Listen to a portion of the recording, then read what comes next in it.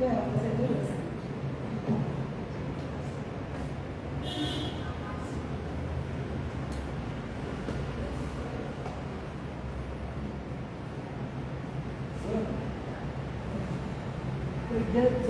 परंपरेला माझं सादर बद्दल दोषदृष्टी भवे वैद्य हा एक मंत्र जोशी परंपरेने गणेश शास्त्री जोशींनी आपल्याला दिला आणि नकळत तो आपल्या सगळ्यांच्या अंगवळी पडला. असं हे जोशी परंपरेचं महत्त्व आहे. इथे या व्यासपीठावर व्याख्यान देण्याची संधी मिळणं हा मी या सगळ्या माझ्या गुरुवर्यांचा आणि जोशी परंपरेचा आशीर्वाद म्हणून स्वीकार करते. माझे गुरु वैद्य कोलटकर सर, वैद्य गाडवी सर, वैद्य रमेश नगर सर आणि माझ्या घरातलेच सकाळ संध्याकाळ माझं गुरुत्वदेवी प्रत्यंत असं वैद्य श्रीप्रसाद गावडेकर सर या सगळ्यांच्या सहवासात राहून मला जे काही ज्ञान झालेलं आहे त्याचं माझ्या मतीने जे आकलन झालेलं आहे, माझ्या बुद्धीने जो विचार केला आहे तो आज आपल्या सगळ्यांच्या समोर मांडण्याचा मी प्रयत्न करते, सादर करते. आजचा आपला विषय आहे चरकसंहितेतील अग्र्यसंग्रह, चक्रपाणी दत्त टीका आणि व्यवहार. चरकसंहिता ही कालातीत आहे हे आपल्या सगळ्यांना ज्ञात आहे. त्याचं महत्त्व वेगळं काही सांगण्याची गरज नाही आणि त्यातलं सूत्रस्थान हा खूप मोठा खजिना आहे. या एका मोठ्या खजिन्याचा म्हणजे पेटार म्हणे या एका मोठ्या पेटारातला छोटासा पेटार आहे तो म्हणजे अग्र्यसंग्रह. हा अग्र्यसंग्रह नावाचा पेटार आपल्याला उलगडायचा असेल किंवा सूत्रस्थान आपल्याला उलगडायचं असेल तर त्या ठिकाणी आपल्याला घेऊन जाणारे जे वाटाडे आहेत ते म्हणजे ते टीकाकार म्हणून चक्रपाणी दत्त टीकाकार असं आपण या विषयामध्ये विचार केलेला आहे. आणि या पेटाऱ्याच्या किल्ल्या आहेत त्यामध्ये व्याकरण आणि तंत्रयुक्ती. तर या सगळ्याचा एकत्रितपणे विचार आपण आपल्या आजच्या व्याख्यानामध्ये करणार आहोत. अनेक वेळा असं ज्या वेळेला हा लेशोक्त डिकोडिंग लेशोक्त सगळ्यांच्या विषयाचा उल्लेख केला तो अभ्यास करायला घेतला त्यावेळी मी खूप गांभीर्याने तंत्रयुक्ती टीका वाचन याचा अभ्यास करण्याची मला संधी मिळाली किंवा त्याची आवश्यकता पडली. अनेक लोकांकडून मी असं ऐकलं म्हणजे विशेषतः जे लोक ग्रंथवाचन करण्याला फारसा त्यांचा कल नसतो ग्रंथवाचन करण्यासाठी किंवा टीका वाचन किंवा तंत्रयुक्ती हे करतात असे म्हणतात विचार केला पाहिजे असा विचार केला पाहिजे असं या लोकांचं म्हणणं आहे. ज्यावेळी आपण देशमुख विषयाचा अभ्यास सुरू केला त्यावेळी असं लक्षात आलं खूप काही आहे हे उदाहरण आपण घेतलं पाहिजे. हे समजून घेण्याची पद्धत या पुस्तकामध्ये विस्ताराने वर्णन केलेली आहे आणि आज आपण त्याच अनुषंगाने आयुर्वेदाच्या इंद्रबॉक्स काय काय घडलेलं आहे हे पाहण्याचा प्रयत्न करू.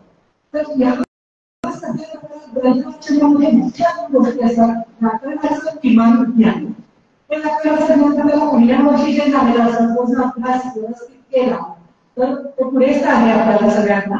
आणि त्यानंतर असं काही तंत्रयुक्ती आणि टीका कसं करावं हा एक मोठा प्रश्न सगळ्यांसमोर असतो. तरच नवीन जे पहिल्यांदा आयुर्वेदाला येतात ज्यांना संस्कृतचा विषयाचाही परिचय नसतो अशा लोकांनी टीका वाचन करणं कठीण वाटू शकतं. मग हा टीका वाचन कसं करावं या विषयावर वैद्य श्रीप्रसाद गावडेकर यांच्या YouTube चॅनलवर टीका वाचन कसे करावं हिंदीमधलं व्याख्यान उपलब्ध आहे. अवश्य ऐकावं. श्री गावडेकर या नावाने YouTube चॅनल आहे आणि हे सगळ्यांना ओपन आहे. याचं मराठी प्रत माझ्याकडे आहे. तुमच्या माझा व्हॉट्सअप नंबरवर मराठी प्रत खरी आहे अशी विनंती तुम्ही केली तर मी तुम्हाला देईल. हे सगळं समाजाला अर्पण केलेलंच आहे. सगळ्यांनी टीका वाचन सहजपणे कसं करावं आणि त्याचा उपयोग काय होतो यामध्ये तिथं उलगडलेलं आहे. म्हणून ते कसं करावं हा विषय घेणं सरळ विषयाला सुरुवात करूया. तसं चरकश्री नावाचं ऍप आम्ही डेव्हलप केलेलं आहे. यामध्ये असे अनेक विषय आहेत.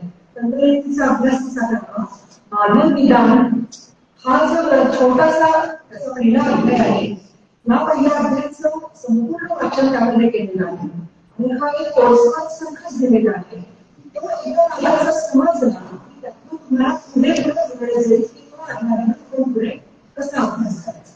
तर पुढचे विषय आहे आर्यसंग्रह.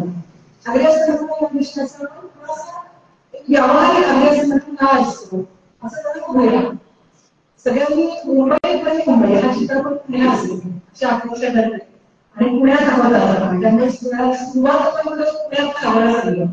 अनेकांना माहिती आहे त्यातलं एक अतिशय मला आवडलेला पहिल्या चित्रपट संस्थांना सगळ्यात पहिल्यांदा आवडलेलं वाक्य म्हणजे दूध गाईचं नसेल, दूध म्हशीचं नसेल, दूध असेल ते चित्रपटाचं.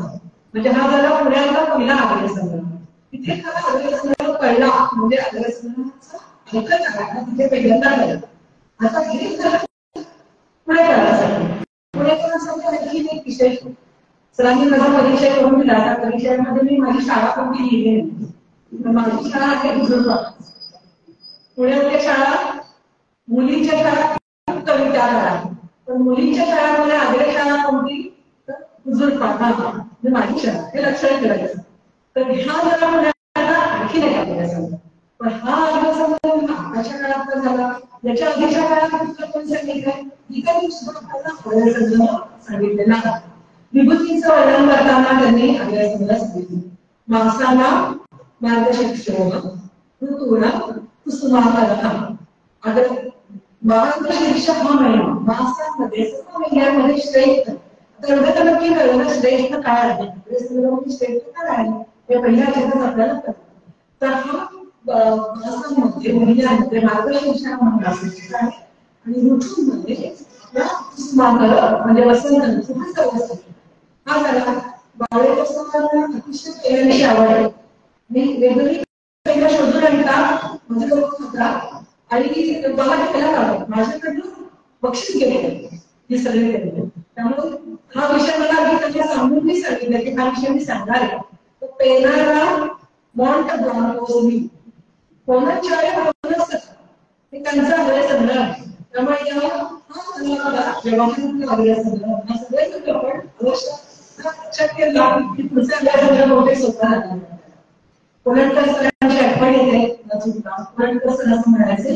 वैद्यांचे काही प्रकार आहेत. एकमस्थानचे वैद्य असतात, दशमस्थानचे वैद्य असतात आणि शतमस्थानचे पण वैद्य असतात.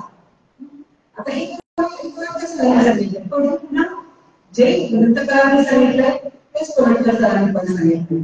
मंदाला व्यवहाराय मंदाला व्यवहाराय बुधाला बुद्धी बुद्धये असं सांगितलेलं आहे. म्हणजे ग्रंथकारांनी आपल्याला सांगितलेलं आहे की सर्व प्रकारच्या सर्व बुद्धिमत्तेच्या लोकांसाठी ग्रंथ लेखन केलेलं आहे. हे कोण आहे अल्पगतीचे बुद्धी अल्पगतीचे जे वैद्य आहेत त्यांनी व्यवहार करावा ग्रंथ वाचन करून सर्व जसं ग्रंथ सांगितलंय तसं वापरावं.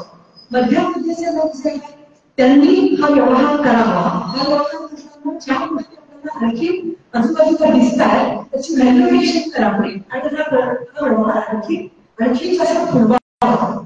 आणि त्याही जे बुद्धिमान व्यक्ती आहेत त्यांनी हे मुख्य ग्रंथाचा व्यवहार करावा, व्हॅल्युएशन करावं आणि त्याचा विचार करून त्याची आणखी पूर्ण व्यापक विचार करून त्याचा विस्तार करावा.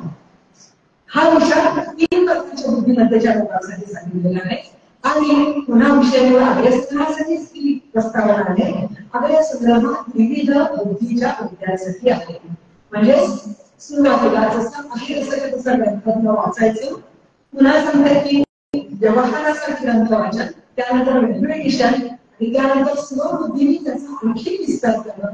या 3 टप्प्यांवर आपण ग्रंथ वाचन करावं. हे करण्यासाठी टीका वाचन खूप आवश्यक आहे. म्हणून आपल्या आजच्या विषयामध्ये टीका वाचन हा एक महत्त्वाचा विषय आपण घेतलेला आहे. आता टीका वाचनाच्या मदतीने आर्यसंग्रहाचा अभ्यास कसा करायचा हे आपण बघूया. तर थोडंसं आर्यसंग्रहाचा बोध आपण करून घेऊया. हा आर्यसंग्रह म्हणजे की चरकसूत्रस्थानाच्या 25व्या अध्यायात आलेला आहे. त्यामध्ये 40वा श्लोक आर्यसंग्रहाचा आहे. आता बघूया कल्पशकाला च प्राधान्यतः सानुबंधानि द्रव्याणि अनुव्याख्यास्यामः. त्यांनी सांगितले अर्थभूयः कर्म औषधं प्राधान्यतः म्हणजे यथाप्रधानम ही प्रतिज्ञा. आपण जे प्रतिज्ञा आहे की पर्यंत जगाला अशा पद्धतीने कशा लोकांचा अध्ययन करावा, यामध्ये टीका वाचन करत असताना का टीका वाचायची, टीका वाचक आहेत ते आपले मार्ग दाखवणारे आहेत. जे टीका वाचनामध्ये पहिल्यांदाच त्यांनी आपल्याला सूचना दिली आहे की जरी हे अर्थभूयः या शब्दाची त्यांनी टीकेचा विस्तार केलेला आहे आणि हे सांगताना अर्थ म्हणजे आता म्हणतात ज्याचा पुढे ह्या श्लोकामध्ये आता पुढे सांगितल्याच्या मागे सांगितलेलं आहे ही सूचना दिली आहे. ही सूचना दिलेली आहे तर यासाठी आपल्याला त्यांनी अतिपावेशन करायला सांगितलेलं आहे. पुन्हा ही तंत्रयुक्ती म्हणजे मागे सांगितलेल्या ग्रंथाच्या अतीतच्या श्लोकामध्ये जे सांगितलेलं आहे अतीत जे आहे त्याचं अन्वेषण करावं, त्याचा आधार घेऊन ते तपासून पाहावं. ते कुठे तपासून पाहणार तर आधीच्या 2 श्लोकांमध्ये म्हणजे 38 आणि 39 या दोन्ही श्लोकांमध्ये सांगितलेला आहे सांगितलेला आहे. म्हणजे प्रकृतीतः प्रकृतीतत्वानी आणि प्रकृतीतः अहितत्वानी द्रव्य. तर ती सांगत असताना प्रकृतीतत्व प्रकृतत्व श्रेष्ठतम सैन्यम लवण हे सगळ्यात श्रेष्ठ सांगितलेलं आहे. प्रकृतीतः प्रकृतीतः हितत्व द्रव्य अनेक आहेत. उदाहरणार्थ आपण फक्त लवण असं बोलूया आणि अहितत्व द्रव्य आहे पाणी इक्षु विकारायण. अशा पद्धतीने काही प्रकार द्रव्य ही सांगितली आहे. आता म्हणतात की ही सांगून झाल्यानंतर आणि तुम्हाला हितकार द्रव्य माहिती असणं आवश्यक आहे कारण तुम्हाला व्यवहार करायचा आहे. अहितकार आवश्यक आहे कारण तुम्हाला व्यवहार करायचा आहे आणि एवढा व्यवहार थांबवत नाही याचा पुढचा अभ्यास म्हणून त्यांनी अभ्यास सांगितला आहे. ही सूचना आपल्याला मिळते ही टीकाकारांच्या वचनातून मिळते. म्हणून आता पुन्हा असं म्हणून कर्मौषधाना आता कर्मौषधानाचा सुद्धा विस्तार टीकाकारांनी सांगितलं आहे. काय सांगितलं आहे अग्र्या संग्रहामध्ये कर्म अग्र्य कर्म आणि अग्र्य औषध सांगितलेली आहे. तर अग्र्य कर्म म्हणजे प्रधान कर्म, अग्र्य म्हणजे प्रधान, अग्र्य म्हणजे श्रेष्ठ प्रधान कर्म. त्यामध्ये पहिल्या श्लोकातच अन्न वृत्ती कराणा. वृत्ती करायला म्हणजे काय आपल्याला वृत्ती करायला त्याचा अर्थ सुद्धा टीकाकारांनी दिलेला आहे. वृत्ती करायला याचा अर्थ शरीर स्थिती करायला, शरीराची स्थिती निश्चित राहावी त्यासाठी अन्न श्रेष्ठ आहे. आता हे प्रधान कर्म सांगितल्यानंतर सुद्धा आहार विहारांचं कर्म मध्ये सुद्धा त्यांनी हितकारक कर्म कोणते अहितकारक कर्म कोणतं हेही तुम्ही बघणे आवश्यक आहे. ही सुद्धा सूचना टीकाकारांनी केली आहे. ही ग्रंथाच्या श्लोकामध्ये आपल्याला सूचना मिळत नाही कारण त्यांनी जे पुढे श्लोक सांगितलेले आहेत सामवृत्ती करायला उदकम आश्वास करावा याच्याच पुढे आहे आविकम सर्पी अवृद्धाना. बघा वृद्ध अमलवृद्धाना आहे, वृद्धाचा संग्रह पण दिलेला आहे पण वृद्धाचा पण संग्रह दिलेला आहे अविकम अवृद्धाना. तसं तुम्हाला द्रव्यांमध्ये श्रेष्ठ काय आहे तसं अधिककारक द्रव्यांमध्ये श्रेष्ठ काय आहे हे ग्रंथकारांनी दिलेलं आहे. त्याचा तुम्ही विचार करा ही सूचना आपल्याला पुन्हा टीकाकारांकडून मिळते. मग औषधांचा कर्म त्रिवृत्सुख विरेचनाराम खलिरोग कुष्ठनाराम हे सगळं आलेलं आहे.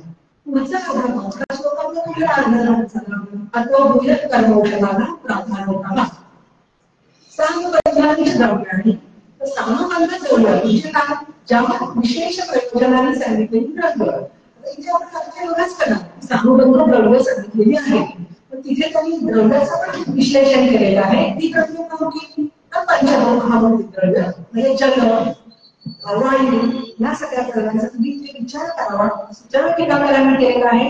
विचार आपण त्याच्याही पुढचा करू शकतो आणि केला पाहिजे. फक्त आपल्याला दिशा दिलेली दिशा आपल्याला शेषवाकी स्वयंमुखी बुद्धिमान हे सर्व कायम डोक्यामध्ये बुद्धिमान वाचलं पाहिजे. आता या त्यांनी एका आणखी सूचना दिली अद्रव्य आपली सामुबद्ध उच्चते हे आपल्याला स्वतःमध्ये कळलेलं नाहीये. सामुबद्ध द्रव्य एवढं सुद्धा सांगितलंय पण अद्रव्य काय असेल सामुबद्ध याचा विचार आपल्या लोकांमध्ये शिकवण टीका वाचतो ना नाहीतर आपण काय वाचतो अर्थाच्या अग्रेसरांना सलग वाचतो. त्या अर्थात आपल्याला फक्त यामध्ये श्रेष्ठ आहे यामध्ये कनिष्ठ आहे एवढा सरळ अर्थ करतो. त्या अर्थाची व्यापक परिप्रेक्ष्य जर आपल्याला काढायचं असेल तर टीका वाचावी लागते. मग त्यांनी अद्राव्य सानुबंध उच्यते यामध्ये सांगितले शास्त्र सहित तर्कः शास्त्र सहित तर्क साधूनां शास्त्र सहित केलेला तर्क शास्त्र सहित केलेला तर्कानेच विचार केला म्हणजे हे कोणासाठी आहे तर हे साधनांना. आता इथे साधन काय आहे तर ज्ञान साधन. आपण जेव्हा वाहन करतो तेव्हा ज्ञानाची साधन आपण जमा करत असतो शोधत असतो. ह्या ज्ञान साधनांमध्ये शास्त्रयुक्त तर्क जर आपण केला तर त्याच्या माध्यमातून आपल्याला उत्तम ज्ञान मिळतं. म्हणून पुन्हा सूचना केली आहे की सानुबंधांनी द्रव्याणी अद्रव्याणी हे अद्रव्य आहे पण त्याचाही विचार ग्रंथकारांनी केलेला आहे ही सूचना टीकाकारांना. टीकेच्या पुढच्या भागातला एक छोटासा विषय सांगते. टीका विस्तृत आहे पण त्यातले काही भाग आपण फक्त की कोणत्याही भागावर उदाहरण अभ्यासकारांची टीका केला पण इतर सर्व द्रव्यांची इतर सर्व शब्दांच्या टीकेमध्ये सुद्धा अनेक पैलू आपल्याला बघायला मिळतात. डोळे भेटून आपण वाचन केलं एकदा मी कळलं दोनदा वाचलं दोनदा मी कळलं तीनदा वाचलं तर अशा पद्धतीने वाचताना लक्षात आलं श्लेष्म पित्त प्रशमन अशी एक घटना सांगितली आहे. श्लेष्म पित्त प्रशमन आणि यासाठी सांगितलंय मधु श्लेष्म पित्त प्रशमनांना मधा श्लेष्म पित्त प्रशमनांमध्ये गुणामधला श्लेष्म पित्त प्रशमनांना दोन गोष्टी सांगितल्या. मग मी काय करायच्या एका दोन्ही गोष्टी श्रेष्ठ सांगितल्या. यातला मी काय वाचलं तर ह्यामध्ये टीकाकार सांगतात की श्लेष्म पित्त प्रशमन जे मधु आहे ते द्रवद्रव्य शुभ मधु द्रवद्रव्यांचा विचार करायचा ज्या एखादा रुग्ण आहे त्याला आयसीयू मध्ये ऍडमिट आहे श्लेष्म पित्त प्रशमन करायचं आहे तर तिथे तुम्ही दुधाला कशी त्याला दुधाला देऊ शकत नाही. अशा वेळी तुम्हाला फक्त त्याला चाकण द्यायचं जिभेवर फक्त 50 चाकण वर एवढं काम आपण करू शकतो आणि त्याचे रिझल्ट मिळतात. आम्ही केलेले आहेत. त्यामुळे मधुश्लेष्म पित्त द्रवद्रव्य आणि दुधाश्लेष्म पित्त प्रशमनाला औषध द्रव्य या दोन्ही गोष्टींचा विचार ही सूचना टीकाकारांनी केलेली आहे. टीकाकार आपल्याला व्यवहाराकडे कसं जायचं व्यवहार कसा करायचा याची सूचना देतात. आणखी यातलाच पुढचा भाग बघूया श्लेष्म पित्त जनन हा एवढाच पुढचा भाग आहे. हेही एक कर्म सांगितलंय. या कर्माचा विस्तार कसा करायचा 3 गोष्टी सांगितल्या. आवडीक्षीण श्लेष्म पित्त जननानां माशाः श्लेष्म पित्त जननानां षष्ठूल्यः श्लेष्म पित्त जननानां 3 द्रव्य सांगितले. 3 द्रव्य श्लेष्म पित्त जनन करतात. तर 3 द्रव्य वापरायची का 3 द्रव्यांपैकी एक कोणता द्रव्य वापरायचं याचा निर्णय दुरुस्त करू अशी जेव्हा शंका आपल्याला येते तेव्हा आपण जसं म्हणलं सुरुवातीला की टीकाकार आपले वाटणार हे आपल्याला वाटणार होता तेव्हा आपण टीकेचा आधार घ्यायचा. 3 द्रव्याला कोणतं द्रव्य केव्हा वापरायचं हे आपण बघूया. आवडीक्षीण श्लेष्म पित्त जननाला पेयेषु मध्ये पेय द्रव्यांमध्ये आवडीक्षीण हे श्लेष्म पित्त जनन माश आहे ते भोज्येषु मध्ये भोज्य द्रव्यांमध्ये आणि षष्ठूल्य हा भक्ष्येषु मध्ये षष्ठूल्य भक्ष्य द्रव्यांमध्ये आहे. आता पुन्हा अगदीचे विद्यार्थी आहेत पहिल्या वर्षाचे आहेत पहिल्या वर्षाचे विद्यार्थी दुसऱ्या वर्षाचे जेव्हा चलत वाचतात तेव्हा प्रश्न पडतो की षष्ठूली षष्ठूली म्हणजे काय आपण शब्द वाचलेला नाहीये आलेला नाही सुरुवातीला. मग षष्ठूली आपण कुठे बघतात तर षष्ठूलीचा संदर्भ बघतात आपल्याला बघायला लागतात की शब्दकोश कालचा दिवस हा खूप महत्वपूर्ण होता. त्याच्यामध्ये महत्वपूर्ण घटना पुण्यामध्ये घडली. वैद्य रमेश नारद सरांची खूप छान मुलाखत काल झाली. त्यापैकी अनेक जण त्याला उपस्थित होते. वैद्य सरांनी मुलाखत घेतली. सरांना रमेश सरांचे अनेक पैलू माहित होते. त्यामुळे तिथे सरांनी सांगितलेली एक गोष्ट सांगते की मला हे वाचताना लक्षात आली की त्यांनी असं सांगितलं की माझ्याकडे 23 शब्दकोश आहे. 23 शब्दकोश म्हणजे काय झालं सर्व प्रकारचे सर्व भाषांमध्ये शब्दकोश सर्व अभ्यास करतात. मग षष्ठूल्य हा घेतला सुद्धा एक ऐवजी शब्दकोश जो आपल्याकडे 100 असणार सगळ्यांमध्ये तो बघितला त्यामध्ये षष्ठूलीचा अर्थ कळला. षष्ठूली म्हणजे काय कानाच्या वाढी असतात षष्ठूलीचा आकार आहे करंजीचा आकार आहे. ही करंजी तांदळाच्या पिठाची करंजी त्यामध्ये गुळ आणि तिळाचं सारण केलेलं असतं. तर हे आहे श्लेष्म पित्त जननाला श्लेष्म. तर अशा पद्धतीने संपूर्णपणे त्यांनी आपल्याला पहिल्या भागामध्ये त्यांनी सांगितलं की कशा पद्धतीने टीकेचा अध्ययन आपण करू शकतो. टीकेचा आधार आपल्याला वाचन करताना तरच समजण्यासाठी होऊ शकतो. नाही तर 152 उद्दिष्ट 85 असं उत्तर असं सांगितलं 85 उत्तरम एवढे 152 श्लोक शब्द वाचत असताना प्रत्येकाचं वैशिष्ट्य आहे, प्रत्येक सूत्र हे वेगळं आहे. आता थोडस अनागरावेक्षण बघूया आपण. हे सगळं मुख्य श्लोक झाला, अतिकावेक्षण केलं, पुढचा अनागरावेक्षण म्हणजेच पुढचा श्लोक बघायचा. कारण या सगळ्या पहिला श्लोक बघितला अग्र्य हा शब्द दिसला नाही, हा शब्द हा कुठेही दिसत नाही. याचं वैशिष्ट्य आहे, ग्रंथकार नेहमी हेच सांगतात की मी ग्रंथ वाचताना पुढे मागे संपूर्ण स्थानाधिकरण अध्यायाधिकरण या सर्व ग्रंथाचं अनुशीलन केलं पाहिजे. आता श्लोक पुढचा वाचते मी. अग्र्याणां शतमुद्दिष्ट अग्र्याणां शतमुद्दिष्ट द्विपञ्चाशदुत्तरं द्विपञ्चाशदुत्तरं अलमेतत् विकाराणां विघाताय उपदिश्यते. अलमेतत् विकाराणां विघाताय उपदिश्यते. इथे त्याने अग्र्य दिलेला आहे हा शब्द. आणि मग पूर्वीच्या श्लोकात मी प्रतिज्ञा करून सांगितली की त्यामध्ये अग्र्य शब्द नाही, तिथे सगळे शब्द श्रेष्ठ शब्द दिलेले आहेत. श्रेष्ठ असं दिलेलं आहे, पण ते शब्द नाही हा या श्लोकामध्ये आलेला आहे. हे जे काही आधीच्या श्लोकामध्ये या श्लोकाच्या आधीच्या श्लोकामध्ये जे काही आम्ही सांगितलेलं आहे ते सर्व अग्र्य सांगितलेलं आहे. अग्र्य म्हणजे प्रधान, अग्र्य म्हणजे श्रेष्ठ, हे पुन्हा आपल्याला टीकाकार सांगतात. हे आपल्याला समजण्यासाठी टीका हे बघायला पाहिजे. यासाठी त्यांनी जो शब्द एकच शब्द उच्चारला आहे अग्र्य. माझा पहिलीचा अध्यायाचा विषय या निमित्ताने समजण्याचे स्वसंज्ञा अध्याय माझा विषय आहे. अग्र्य पण एक स्वसंज्ञा आहे, ही एक मोठा विषय आहे. आता या पुढे जे सांगितले विकाराणां विघाताय असं सांगितले. पहिली काय झाली, प्रतिज्ञा झाली. पहिल्या ह्याच्यात जर केलं आहे तो बोलतो प्रतिज्ञा. त्यानंतर हेतू, प्रतिज्ञा हेतू अनेक गमन त्यातला दुसरा टप्पा आहे हेतू. तर हेतू विकारांचा विघात करण्यासाठी हे अलग म्हणजे हे पुरेसे आहे हे त्यांनी सांगितलेलं आहे. म्हणजे ह्या अभ्यासाला विकारांचा विघात करण्यासाठी पुरेसा आहे. पुन्हा लक्षात ठेवायचं की हे ग्रंथकारांनी सांगितले त्याचा विचार पण करायचा आहे. पुरेसा हे कोणासाठी मंदाना व्यवहाराय, मंदाना व्यवहाराय फक्त व्यवहार करायचा आहे. त्यांनी जसं करायचं तसं उचलून वापरलं तरी सुद्धा तुम्हाला पुरेसं आहे. आता पुढचं बघूया. टीकाकार या ठिकाणी शंका उपस्थित करतात. अग्र्याणांच्या विकारशामकत्व अभिधान, अग्र्याणांच्या विकारशामकत्व अभिधान प्राधान्य उच्चते स्तुत्यर्थं वा. इथे प्राधान्य सांगितलेलं आहे किंवा इथे जे सांगितलं घटित पुस्तक म्हणजे काय, घटनेचं पुस्तक द्यायचं प्राधान्य आहे किंवा पुस्तक काय करतं की घटिताची स्तुती आम्ही करत आहोत अशा अर्थाने त्यांनी प्राधान्य उच्चते स्तुत्यर्थं वा असं सांगितलं. पुढे त्यांनी शंका विचारली ज्वर आणि पुष्क यांच्या चिकित्सा कशासाठी सांगितली आहे. मग जर एवढंच करायचं असेल तर मग कमीच द्यावं आणि कमी चिकित्सा करू.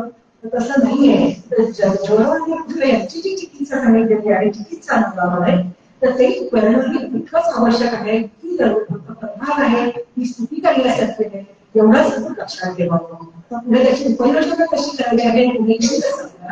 आता टीकाकार का करावी, विकारांचा विघात याविषयी निवेदन केलेलं आहे. विकारांचा विघात दोन पद्धतीने सांगितलेला आहे. एक तर उत्पन्न व्याधींचा विकारांचा विघात, जे निर्माण झालेले आहेत व्याधी, ज्वर आहे, रक्तपित्त आहे, अंगपित्त आहे, कुष्ठ आहे,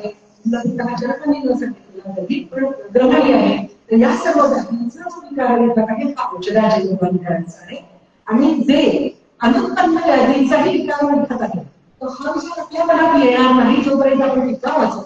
पण टीका वाचली की त्यामध्ये त्यांनी सूचना दिली आहे की अनुत्पन्न व्याधींचाही विकार विभाग करायचे. तो कसा करायचा आहे तर स्वास्थ्य परिपालनाने करावा, स्वास्थ्य परिपालनाने करावे.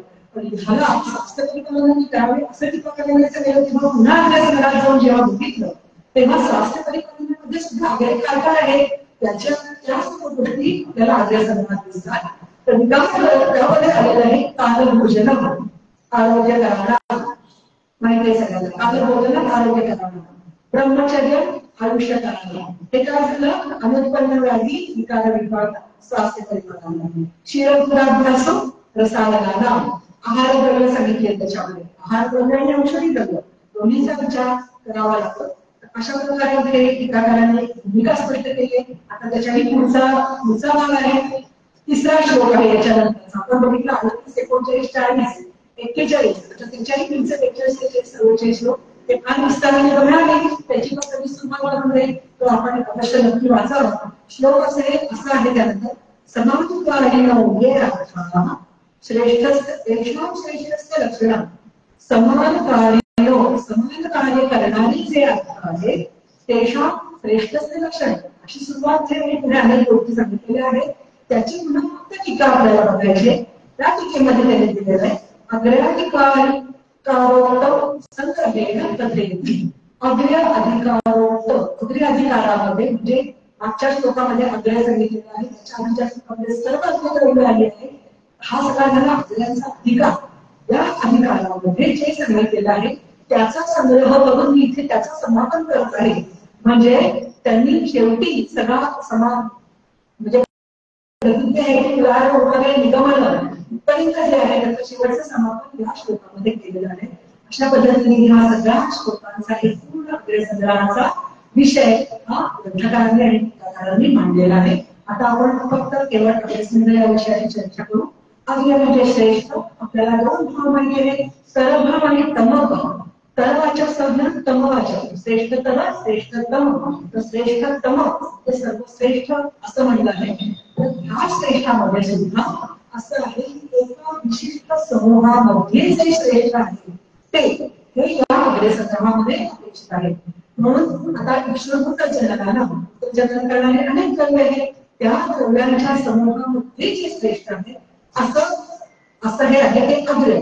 त्यामुळे अमुक गटातील सर्वोत्तम अमुक प्रकारची महत्व प्राप्त केलेली अशी गोष्ट आणि अशा अनेक गोष्टींचा म्हणजे 152 गोष्टींचा जो संग्रह आहे तो म्हणजे अग्रसंग्रह. ग्रंथकारांनी बघा एवढा मोठा भंडार ज्ञानभंडार आपल्यासमोर उभा केलेला आहे. स्थानाधिकरण चरणानुसार समराजनी म्हणलं की स्थानाधिकरण असतं अध्यायाधिकरण असतं श्लोकाधिकरण असतं. तर आपण स्थान अधिकारानुसार याचं अग्रसंग्रहाचं म्हणून वाहूया. हा विषय आहे सूत्रस्थानाकडे आहे. यासाठी आपल्याला पुन्हा थोडंसं परतंत्रावलोकन करून दुसऱ्या एका ग्रंथाचा आधार आपण घेऊया. अत्राः सूत्रिताः सूक्ष्माः अत्राः सूत्रिताः सूक्ष्माः प्रकल्यते हि संलग्नः सोपा अर्थ आहे. अत्राः या ठिकाणी सूत्रिताः सूत्रित एकत्र केले सूत्रस्थानामध्ये अनेक श्लोक इथे आपण एकत्र केलेले आहेत आणि प्रकल्यते हि संलग्नः आणि ते संपूर्ण ग्रंथामध्ये संपूर्ण पुस्तकामध्ये पसरलेले आहे. सगळी काही पसरलेले आहे. असा एक श्लोक आहे की जो आपल्याला मोठी किल्ली देत आहे महत्वाची किल्ली आहे. आता हा श्लोक मी माझ्या देशोक्त विस्तारामध्ये सुद्धा देशोक्ताची सूचना देणारा श्लोक म्हणून हा श्लोक घेतलेला आहे. कारण इथे सूचना कारण सूत्रस्थानामध्ये सगळा बद्दल लिहू शकत नाही. म्हणून अत्राः सूत्रिताः सूक्ष्म स्वरूपामध्ये ही सूत्रस्थानामध्ये उदाहरण दिलेलं आहे आणि त्याचा विस्तार तुम्ही कल्पस्थानामध्ये बघा चिकित्सास्थानामध्ये बघा सिद्धिस्थानामध्ये बघा सर्वत्र बघा सर्वत्र दिसतं. हे स्थानाधिकाराचं महत्व आहे. म्हणून या दृष्टीने सुद्धा अग्रसंग्रहाचा हा विषय इथे महत्वाचा आहे आणि तेपन्न तंत्रशक्तीचा उपयोग करून हा अग्रसंग्रह आपण सर्वत्र वापरतो. कारण उपचार प्रक्रिया जिथे आवश्यक आहे तिथे चिकित्सा स्थानामध्ये उपचारामध्ये जेव्हा आपल्याला अडचण येते तेव्हा आपण अग्रसंग्रह वापरायला लागतो. म्हणजे एका ठिकाणी सांगितलेलं आहे सूत्रस्थानामध्ये ते सर्व असंही एक अग्रसंग्रहाचा विषय आहे. तंत्रशक्तीचा हा विषय आपण यामध्ये पहिल्या सूत्रांमध्ये आहे अन्नमुक्तीकरणा श्रेष्ठ हे आहे. पहिल्या फक्त सूत्रामध्ये अंशामध्ये सूत्रांशामध्ये श्रेष्ठ महत्व झालेलं आहे. पुढे आलेलं आहे का बघितलं पुढे कुठेही आलेलं नाहीये. फक्त पुढे गेलेलो आहे. पण मग त्यामध्ये जेव्हा तंत्रयुक्ती का आपल्याला असं सांगतात तंत्रयुक्ती आपल्याला असं सांगते की वाक्यशेषिका तंत्रयुक्तीचा उपयोग करून श्रेष्ठ मध्ये पुढील प्रत्येक सूत्रासाठी उपयोजन करावे वाक्यशेष तंत्रयुक्तीचा अभ्यास आहे. तर अशा पद्धतीने श्रेष्ठ मध्ये आपण पुढे वापरायचा. आता या अग्रसंग्रहाचा अध्ययन करत असताना आपल्याला 3 पद्धतीने अध्ययन करू शकतो. हे पुन्हा चरकर्त मार्गदर्शनानुसारच करण्यात आहोत आपण. चरकर्त 30व्या सूत्रस्थानाच्या 30व्या अध्यायामध्ये आपल्याला अध्ययनाच्या सूत्रांच्या विस्ताराची पद्धत सांगितलेली आहे ती म्हणजे वाक्यशः वाक्यार्थशः अर्थ अवयवशः. वाक्यशः म्हणजे असं वाक्य आहे तसाच्या तसा अर्थ. वाक्य अर्थशः म्हणजे प्रतिज्ञा एक उदाहरण आपण या गोष्टी करायचा. आणि अर्थ अवयवशः म्हणजे प्रत्येक अवयवाचं आपल्याला विश्लेषण करायचं. हे अनलिटिकल अध्ययन त्यातून पद्धतीने अभ्यास करावा. आता अभ्यासक्रम आपल्याला समजला त्याचा उपयोग कसा करावा हा पुढचा करावा. प्राथमिक स्तर जसं शतकाने सांगितलेलं आहे तसा कसा वापरावा. आपलं डोकं चालवायचं नाही, डोक्याला गेले नाही. बरोबर. पुढे जाऊया. आता काल रमेशरांनी सांगितलं आपल्याला ग्रंथकार कृपाळू आहे. ते वाक्य कोणी कोणी ऐकलंय मला माहिती आहे मला, पण मला सगळ्यात आवडलेलं सगळ्यांचं हे वाक्य ग्रंथकार कृपाळू आहे आणि मी भाग्यवान आहे की ग्रंथकारांनी माझ्यावर हीच कृपा केली आहे. जी देशोक्त वाचताना मला असं ग्रंथ वाचताना ते असं सांगून येतात हे वाच हे पाहिलं नाही असता मागे जा आणि त्या लक्षात आनंदाला लक्षात घ्या आणि परमंत्र ग्रंथकार कृपाळू आहे. या सर्व पद्धतीने जर आपण हे पाहिलं तर आपल्याला अग्रसंदर्भ शिकण्याची खूप जास्त मजा येईल. माझं म्हणणं असं आहे की अग्रसंदर्भ टेक्निकल तांत्रिक भाग आपण आतापर्यंत पाहिला. आता आपण अग्रसंदर्भाची मजा अनुभवावी अशी माझी इच्छा आहे. शिकत असताना मला काही अनुभव म्हणजे मी थोडंसं काही उदाहरण आपण पाहूया. म्हणजे आपण सोप्यापणा खुसखुशीत करतो दोन्ही गोष्टी आपल्याला अनुभव लागली. शंकरसिंह गिरासे त्यांच्याबद्दल मी ऐकलेलं आहे. प्रत्यक्ष भेटीचा योग आला नाही, पण मी ऐकलं त्याच्या पुस्तकीचं नाव वारपटी होतं. मला वाटतं अजित जोशी सर त्यांच्याबद्दल जास्त चांगलं सांगू शकतील. वारपटी नावाची आणि त्यांचा आणखी एक अनुभव म्हणजे त्यांनी वाचना नावाचं एकच शहराच्या 1000 मुलांमध्ये वापरून काढलेला आहे आणि चांगले अनुभव घेतलेले आहेत. हाही अनुभव जोशी सर अजित जोशी सर खूप चांगले सांगते. तर असंच अग्रसंग्रह आणखी कोणीकडे वापरलेले आहेत ते जर थोडंसं आपण त्याच्यावर थोडासा टाकूया. तर जसा ग्रंथोक्त अग्रसंग्रह आहे तसाच जसे वैद्य शिकत काही पहिल्या वर्षाचे दुसऱ्या वर्षाचाही काही प्रॅक्टिस करायला मिळतं. एक अनुभवाचा रूपात होत जातो आणि त्यातनं आपला अग्रसंग्रह निर्माण व्हायला सुरुवात होते. जसा अनुभव आपण बघतो तसंच आपल्या अभ्यासातून पण अग्रसंग्रह तयार होतो. दोन्हीची जोड जेव्हा येते दोन्ही गोष्टी जेव्हा एकत्र येतात तेव्हा अग्रसंग्रह आपोआप तयार झाला. तसं आपण गिरासेकरांचं पाहिलं तसं त्यांचा आणखी एक अग्रसंग्रह 11 निष्ठ हा त्यांचा अग्रसंग्रह होता. अजित जोशी यांचा अग्रसंग्रह आपल्याला माहितीये ध्रुवदीप होतं. बरोबर कसं ध्रुवदीप अग्रसंग्रह आणि कशा आहे पंचकशा आहे. सरांची आवर्जून भेट घ्यावी या विषयावर आणि सरांकडे या विषयाचं मार्गदर्शन घ्यावं.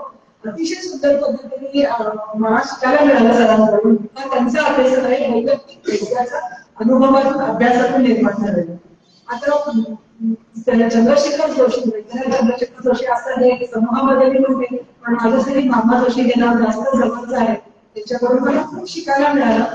अगदी सुरुवातीला म्हणजे या परंपरेचे अजित जोशी सरांचे वडील मामा जोशी तर टिळक थोडंसं विषयांतर करते पण चालेल कारण खूपच चांगले विषय चालला आहे त्याच्यामध्ये ते चालेल. टिळक विद्यापीठामध्ये आयुक्ताचा दवाखाना सुरू झाला 93 साली.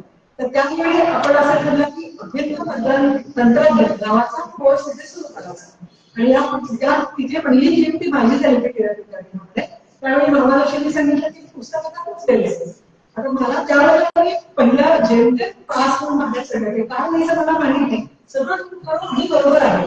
हा जो आधार मोठ्या वैद्यांचा आधार होता आजही मला असं वाटतं की ते पाठीमागे उभारून मला आशीर्वाद देत आहे आणि अभ्यास करा असं सांगतो. त्यावेळेला त्यांनी करून घेतलं तेव्हा माझी लिखाणामध्ये माझं पहिलं पाऊल तिथे पडलेलं आहे. त्यामुळे पुन्हा एक त्यांनी त्याचा वाजवलं.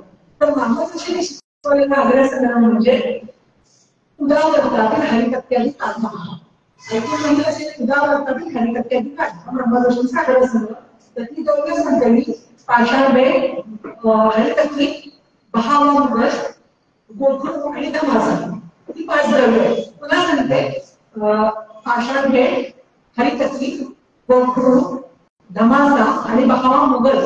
बहावा हल्ली पावडर ऐतिहासिक नाही बहाव्याचा चिकट नको. हा उदावरतातील हरिकत्यादी योग आहे.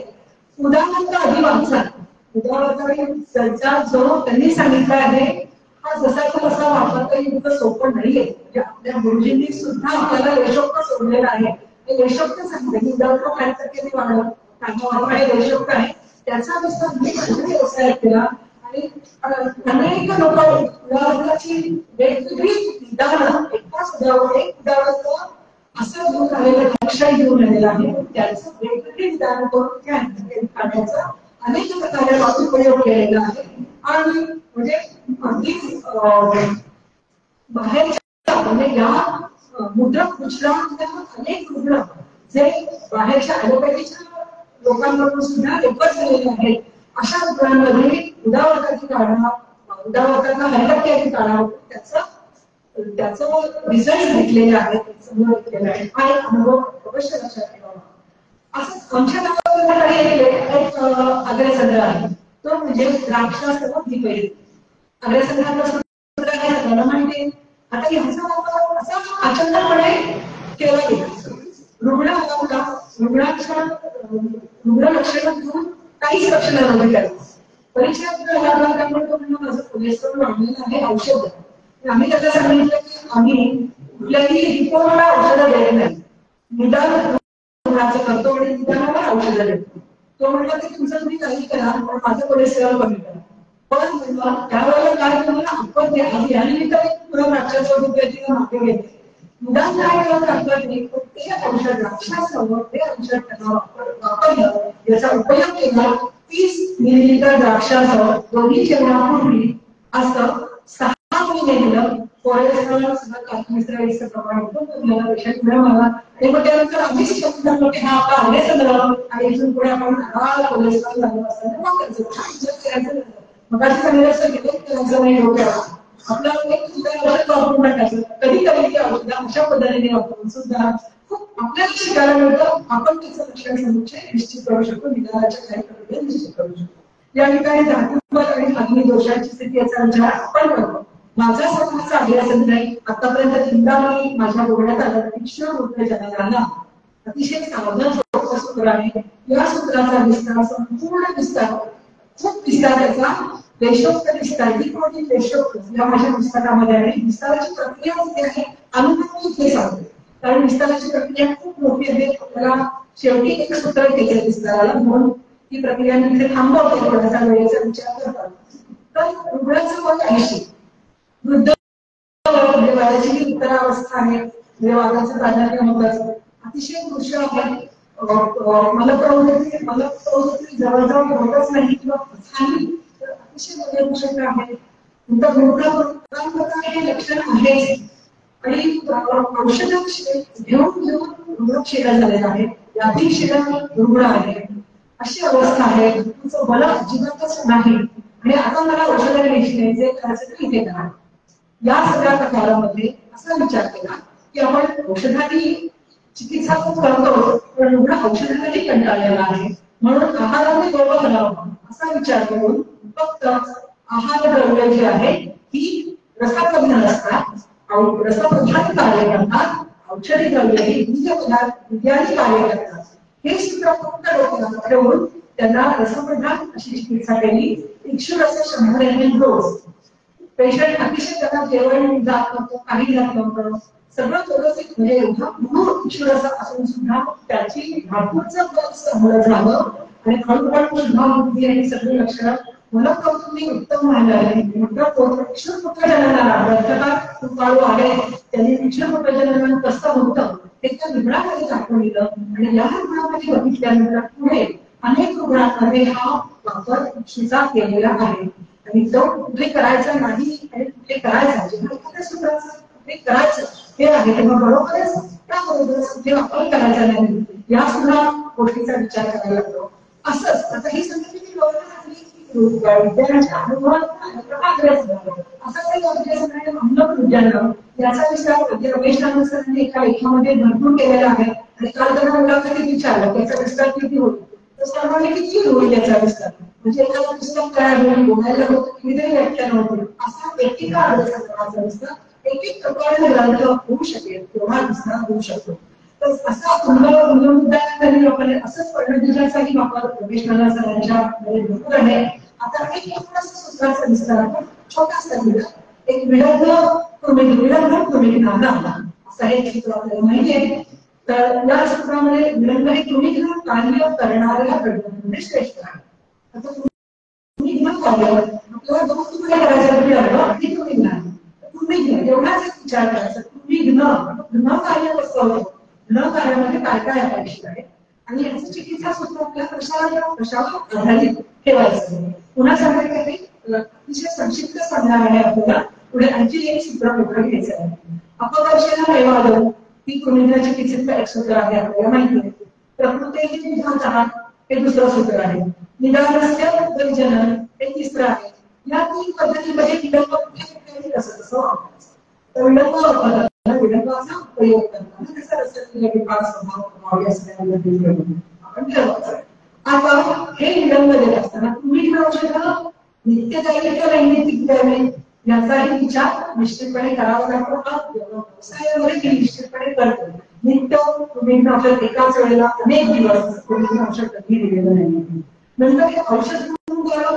अन्नाच्या माध्यमातून द्यावं याचा विचार करा आता पुन्हा तुम्ही घेणार हे जर असताना आणखी काय विचार करायचा तर तुम्ही आहे असं निदान पेशंट घेऊन आलेला आहे किंवा असं मी ठरवलेलं आहे म्हणून तुम्ही औषधं द्यायची आहेत का मला हा एक विचार करा तुम्ही खूप केले आहे आणि त्याचे परिणाम दिसतात म्हणून पुन्हा तुम्ही औषध द्यायचं आहे का पण पुन्हा चिकित्सा अशा अर्थाने तुम्ही औषध द्यायचं आहे का हा पुढचा विचार करा आता तिसरा पुन्हा पुढचा विचार करायचा की आता तुम्ही कोण नाहीये मग स्वस्थ व्यक्तीला आपल्याला औषध द्यायचं आहे स्वस्थ व्यक्तीला औषध द्यायचं आहे अशा वेगवेगळ्या टप्प्यांमध्ये एकाच सूत्राचा विचार असा करता येतो की एक दिशा दिले दिशा देशाबाबतीत स्वयं बुद्धिमान याचे अनेक पैलू की भेटताही वैद्य अन्यथा विनंती कितीही प्रकारे त्याचे भेट करा पुढे जाताना अशा मिळत राहील यामध्ये मी केलेला वापर नुसत्या मिळवणं असं काही ठिकाणी वापर केलेला आहे लहान मुलांच्या बाबतीमध्ये अभया मिळवणं असं काही मोठ्या व्यक्तींमध्ये आणि मोठ्या म्हणजे मध्यम वयाच्या आणि थोड्याशा स्थूल व्यक्तींमध्ये अभया मिळवणं असा उपयोग केलेला आहे मेघोपाच्या आणि विलंब म्हणजे किराणा पित्त म्हणून चंदन विश्वकेशन हे जे मेघोपाच्या सूत्र आहे ते आणि विलंब असा अनेक सूत्रांमध्ये उपयोग केलेला आहे विलंब सिद्ध तेलाची बस्ती असाही दिलेला आहे आणि जे आपण वस्तूमध्ये सुद्धा विलंब हा विलंबने वापरलेला आहे अशा अनेक प्रकारे विलंब विज्ञानात याचा वापर केलेला आहे अनुभवामध्ये आता तुम्ही अनुभव पाहिला आपल्या हे सांगितलं हे ग्रंथकारांनी सांगितलेलं आहे आता त्याची प्रक्रिया आपल्याला कसं ठरवायचं आपल्याचा व्यवहारामध्ये उपयोग कसा करायचा याची प्रक्रिया आपल्याला ठरवावी लागेल इथे एक विषय असा आहे की साधन आणि साध्य साध्यापर्यंत जायचंय आपल्याला साधन सांगितलेले आहे विलंब हे साधन आहे साध्य काय करायचं आपल्याला तुम्ही घेऊन हे साध्य साधायचं आहे तर ह्या साधन ते साध्य ही प्रक्रिया कशी आहे तर ही प्रक्रिया त्याचा विचार आपल्याला अनेक अंगाने करता येतो तर इथे आपण ही जी प्रक्रिया आहे मीमांसेमध्ये मीमांसेचा थोडासा अभ्यास आहे इथे काय करायला साध्य ते साधन इथे काय करायला म्हणजे तांदूळ तिथल्यापासून त्याचा भाग शिजून म्हणजे वाटेपर्यंत हे जे साध्य ते साधन प्रक्रिया आपण इथे त्याचा व्यवहारामध्ये घेऊ शकतो हीच प्रक्रिया आपण हवेल्या संदर्भामध्ये वापरायची आता आपण शेवटच्या मुद्द्याकडे बघणार आहोत आम्हाला व्यवस्थापनाला मला अशी सूचना होती की एक दोन सूत्र विस्ताराने सांगावी पण छोटी छोटी सूत्र अनेक एकच सूत्र आपण बघूया आम्हाला व्यवस्थापन व्यवस्थापनाला आता व्यवस्थापन मुद्दाशी आपण पाहिलं की वाक्यशः वाक्य अर्थशः आणि अर्थ अवयवशः या तीन टप्प्यांवर विचार करायचा आहे त्यातला पहिला महत्त्वाचा प्रकार कधी तो म्हणजे व्यवस्थापनाला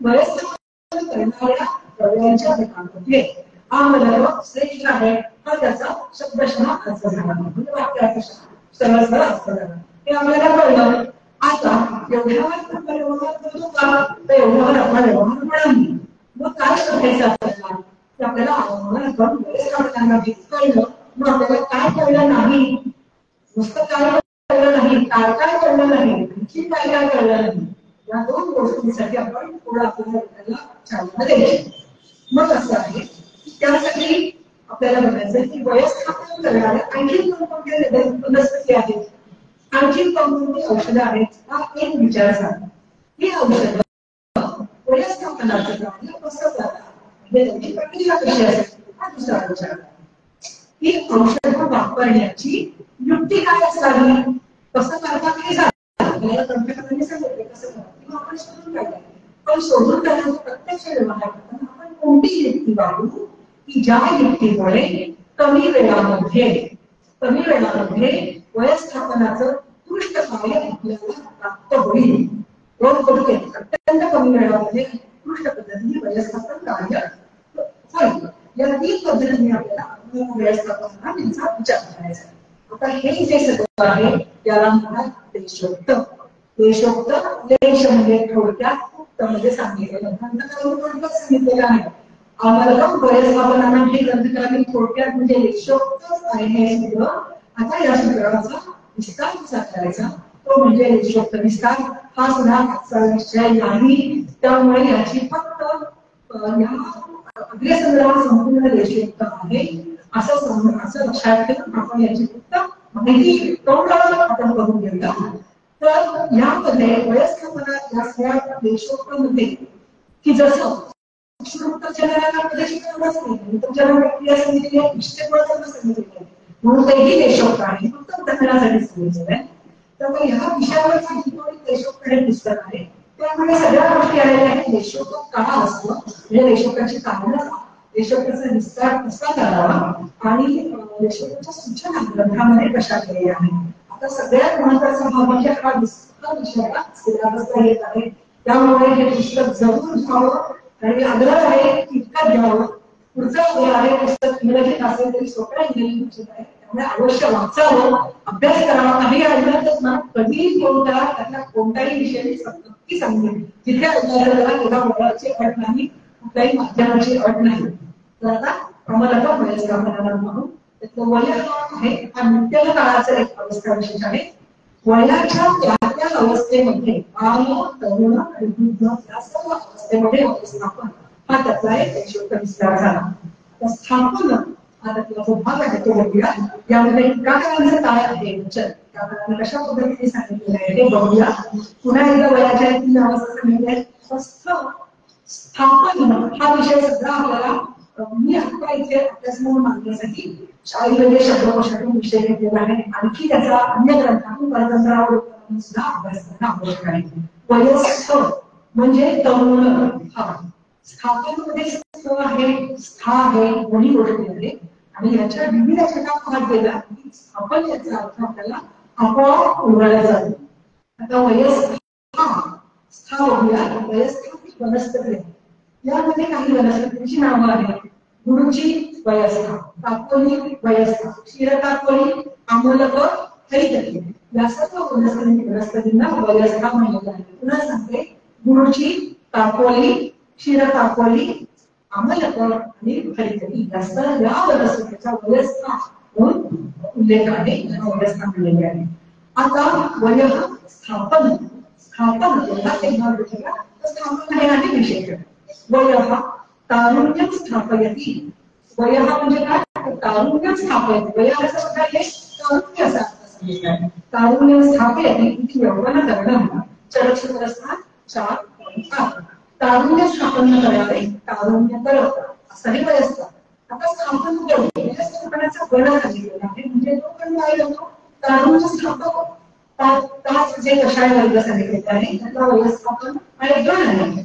त्यामध्ये द्रव्य सगळी ग्रंथात आहे. मी फक्त एक ओघात आहे म्हणून वाचते.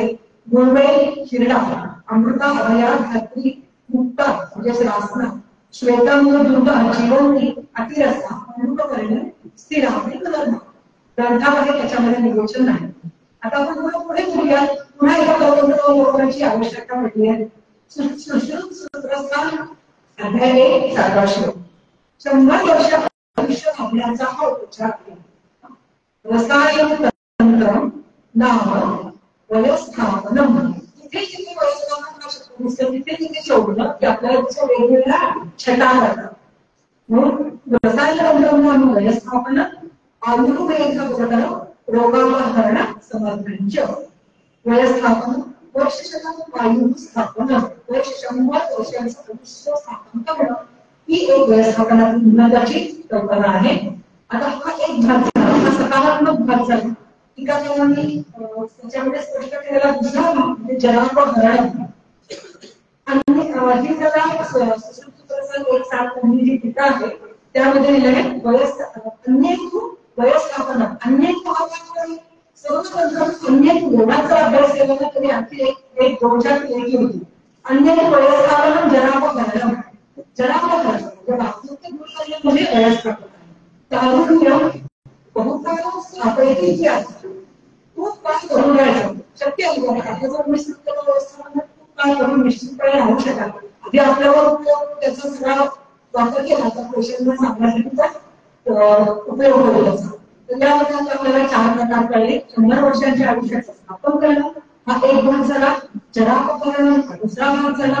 तारुण्य बहुकाळ स्थापनेची तिसरा भाग झाला. आता चौथा भाग सुश्रुताच्या दुसऱ्या संदर्भानुसार वयस्थापन म्हणजे जी तुमची नियत आयु ठरलेली आहे त्याला ती अनावरण स्थापित करणे, कोणताही बाधांवर याला स्थापित करणे.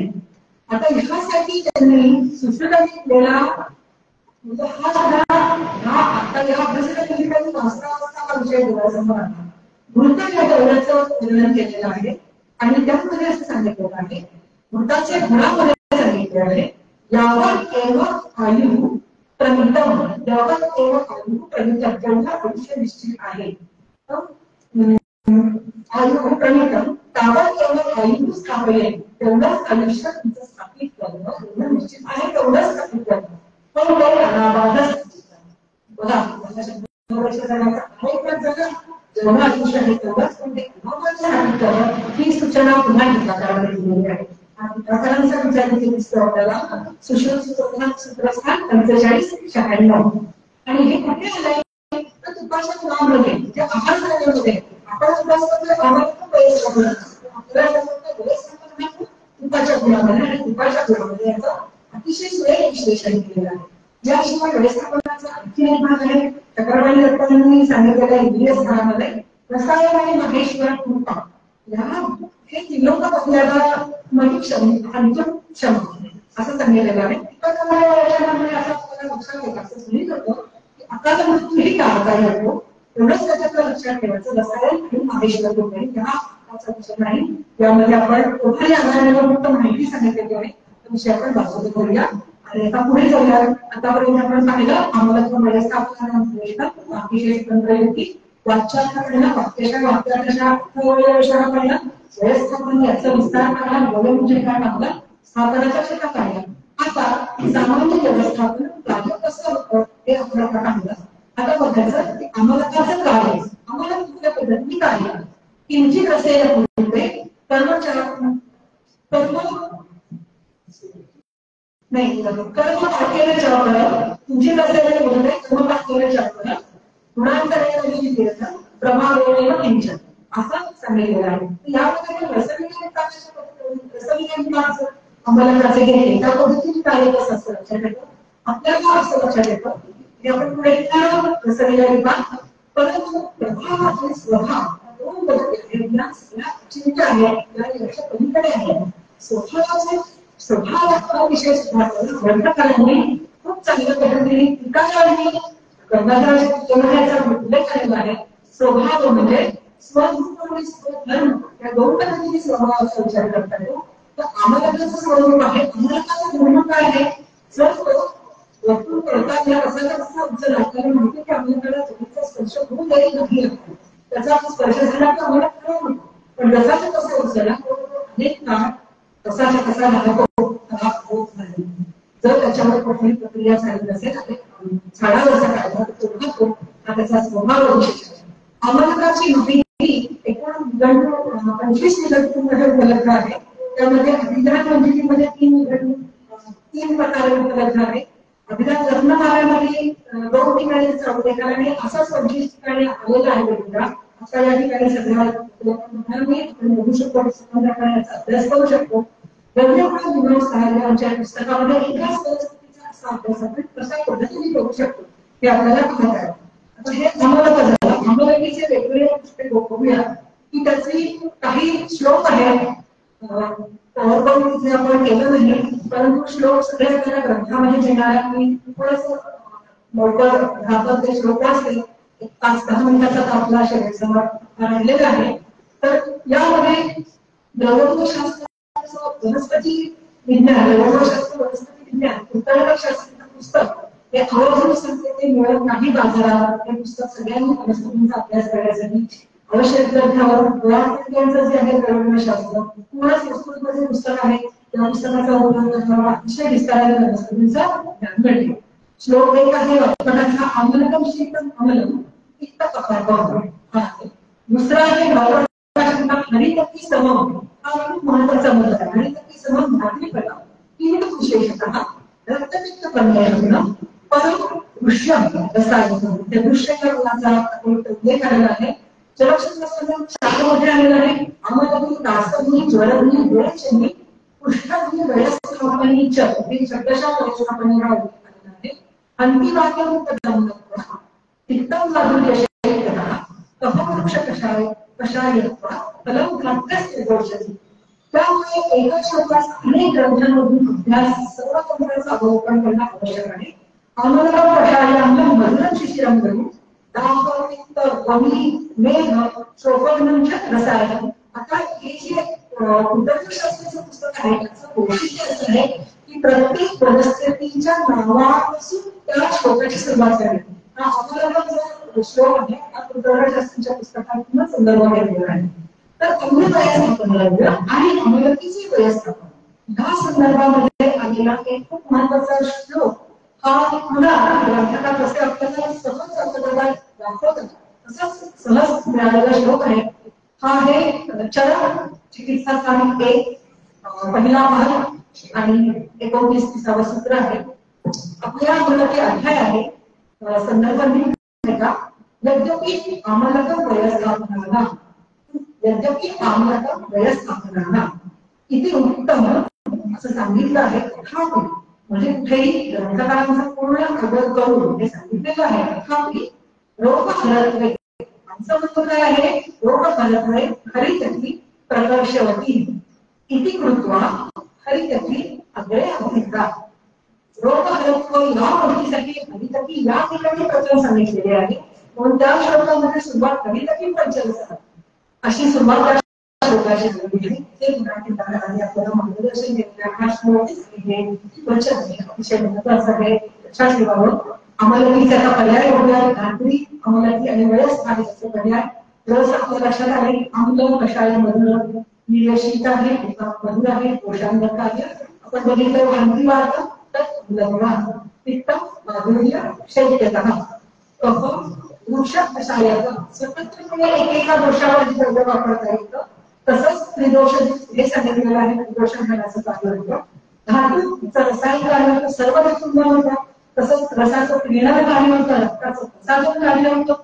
मांसावर विशेष कार्य असं सांगता येत नाही. नावाचं विवेचन करता येत नाही. मेधावर कार्य होतं. वेद शोषण हे वृक्ष वेद शोषण म्हणून मेधावर कार्य होतं. अस्थिपंचनावर कार्य होतं. हा प्रश्न मी माझा मलाच विचारला तेव्हा असं लक्षात आलं की अस्थिपंचनाचं काम आपण चतुर्विध ज्वालामध्ये जर सांगितलेलं आहे मुख्य ज्वालामध्ये सांगितलेलं आहे. धात्री पुस्तक अमृताशौध हे जे श्लोक सांगितलेलं त्यामध्ये जो कर्मयोगांचा अस्थिपंचनाने त्याचं कार्य निश्चितपणे होतं. सुप्रधातुमाचं आधार आपण मागे पाहिलं की दृश्य आहे म्हणून आणि या सर्व धातूमुळे कार्य करते रसायन कार्य करते म्हणून ती ऊर्जाचं बंधनही निश्चित करते. अशा प्रकारे एकाच त्याचं ही दोषांवर कार्य आपण पहिल्यांदा पाहिलं. त्यानंतर आपण धातूंवर कार्य पाहिलं. आता आपण मनावर कार्य करूया. एखाद्या वनस्पतीचा अभ्यास करताना किमान या 3 गोष्टी लक्षात ठेवाव्यात. दोषांवर कार्य धातूंवर कार्य मनांवर कार्य व त्याचा स्वभाव त्याचा प्रभाव आणि मग त्याची योग्यता ही आपल्याला लक्षात ठेवावी. आता मनांवर कार्य करताना पुरुषावर कार्य काय होतं पुरुषाचं अवलोकन करते किंवा विवेचन करते. अति प्रमाणात चालेल किंवा मृदू गोष्टी व्यक्तीला जर घातली आपण तर ते अधिक प्रमाणात विवेचन करते. ह्या सगळ्या आपण वयाचं कोणाचं डॉक्टर तरुण वयात होतं मध्य वयात होतं वृद्ध वयात होतं ह्याचा भान ठेवण्यासाठी या सगळ्याचा अभ्यास आपला असणं. खांदेकरांनी आपण मोठ्यानं व्यवहाराला आपण आहोत का नाही. गुणात्मक बुद्धिवर्ग आहे याचा विचार करून आपण याचा अधिक विचार केल्यानंतरच त्याचा अभ्यासक्रमाचा वापर सुद्धा विचार करून करावा.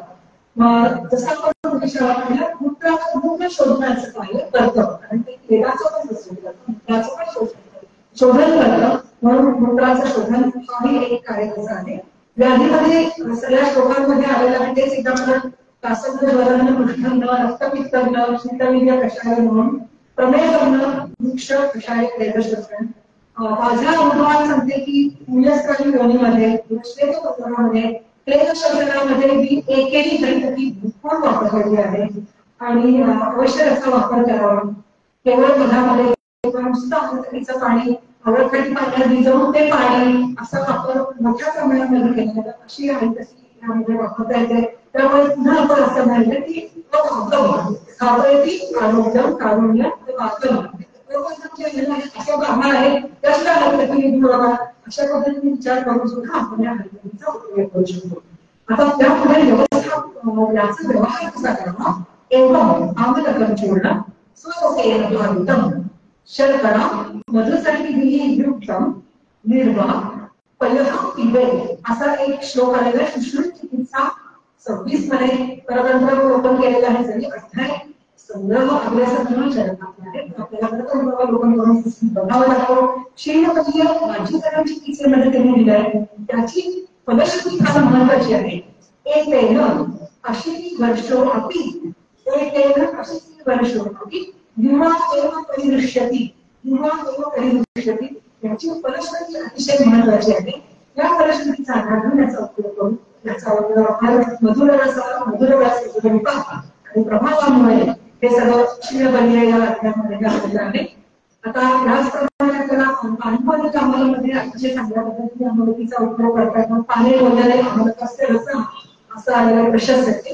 अंमलकी लेख हत्या लेख हा मानवी चिकित्सेमध्ये आलेला हा सुद्धा यामध्ये अंमलकी व्यवस्थापन करते.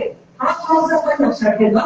तर योगापचरण करते आणि अनापासून करते या माध्यमातून व्यवस्थापन करते. प्रत्येकाला व्यवस्थापन म्हणजे 100 वर्ष हा एकच भाव लक्षात न ठेवला हे अनेक कधीचं लक्षात ठेवले तर व्यवस्थापन कार्य आपल्याला निश्चित समजू.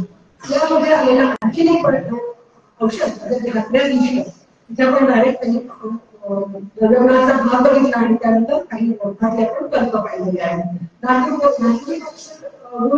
ते परंपरेमध्ये अनेक कोणते वापरतात. तुमच्या परंपरेमध्ये ते वापरण्यामध्ये आहे. 10% अनुमेध शोकगुणांच्या रसायन शेवटचा शब्द लक्षात ठेवायचा रसायन. आता आणखी काही पाठ आहेत. अभयामूलकीय संदर्भ सांगते. अभयामूलकीय प्रथम पाठ आहे. चिकित्सा पहिला अध्याय तान गुणास तान कर्माणी त्यात अमलकृष्ण अपि हे अभयाच्या गुणांमध्ये सांगितलेले आहे. अभयाचे गुण केलेले आहेत म्हणजे हरिकथेचे गुण वर्णन केले आणि त्यामध्ये त्यांनी असं सांगितले तेच गुण आणि तेच कर्म हे अमलकीच्या बाबतीतही जाणावे लक्षात ठेवायचं. त्यानंतर चवनप्राश माहिती आहे. द्वितीय अंमल रसायन माहिती आहे. चतुर्थ अंमल रसायन आहे. पुन्हा त्याचे छोटे छोटे तुकडे काढलेले आहेत. तर जन्मातून रूप आकाशचे सर्व विभक्ती रूप नवलोकन असतं परस्परी बघायचं. ब्रह्मरसायनामध्ये भवती दीर्घायु हे ब्रह्मरसायनामध्ये आहे. चतुर्थ रसायनामध्ये पुन्हा विवर्ग वापरू पुन्हा विवर्ग वापरू असं सांगितलं. पुढे अमलक वृत्त अमलकावर लेख असं आलेलं आहे. अस्य प्रयोगात लक्ष्यशतम प्रजन प्रयोग इष्टती इति दुसऱ्या पाठामध्ये तिसऱ्या पाठामध्ये कर्पचिती अध्याय चिकित्सा स्थानांचा पहिल्या अध्यायाचा अमलकायासन ब्रह्मरसायन जरा व्याधी प्रशमन. इथे व्यवस्थापन आहे तर जरा व्याधी प्रशमन होत नाही. पुढे केवळ अंमल रसायन असं एक रसायन आहे. त्यामध्ये 3 वर्ष सहस्राने आपण हे बघू शकता ग्रंथामध्ये अशा खोलामध्ये अध्ययन नाही करणार. एक पद्धत आपण ठरवलेली आहे. यामध्ये आपण डोशांमध्ये मुलांवर कार्य बघितलं रसायन कार्य बघितलं आणि आता शेवटी आपण म्हणजे ग्रंथाद्वारे सगळे कल्प बघितले आहेत आणि आता बघायचे. तर एकेरी आम्हाला अनेक जण वापरतात. पॉलिटिकलच्या अमलकीची मशी वापरायची आणि ही मशी हायपरटेन्शनसाठी मशीन आणि शेजारी मशीन तयार पण ह्याचा अतिशय खूप चांगला अवलंबन पित्ताचं शमन करून काम अतिशय सुंदर होतं. त्याचा मागचा भाग सरांनी सांगितलं. सरांनी जरी असं सांगितलं ते असं सुचलेलं नाही. सरांच्या चिंतनातून आलेलं आहे. हा भाग आपण लक्षात ठेवायचा. आणि असं त्यांनी वापरलेले 20-25 विषयामध्ये घातली मशनी भरपूर प्रमाणामध्ये. काही लोकांना फक्त तुपाबरोबर, काही लोकांना तूप पदाबरोबर, काही लोकांना फक्त दुधाबरोबर साखर करून म्हणजे साखर तयार करायचं आणि ते एकदम नाही सांगायचं, फक्त बोटाचा उठाण करून घोळायचं आणि जिभेवर टाकायचं. असं हे वापरलेलं आहे. आम्हाला तिला बोटापासून ती घट्ट घडवून ठेवावी असा एक प्रयोग अनेक लोक करतात. तोही एक मोठा आहे. एका माझ्या मुलांनी परिचित असं म्हणूया त्यांनी अशी मला मोठी मोठी लिंब दिली होती. त्याला लिंब करून त्याच्यामध्ये खूप सैन्य करून दिलं आणि ते लिंबाचं सरबत करण्यासाठी खूप छान आणि चविष्ट लागले. त्याला म्हणजे थोडंसं लोणच्यासाठी चव पण होती आणि सरबतासाठी ते वापरता येतं. तर जीवनीय व्यवस्थापन अशी जेव्हा आपण औषधं वापरतो त्यामध्ये एक लक्षात ठेवायचं अग्निसंस्कार कमीत कमी अपेक्षित आहे.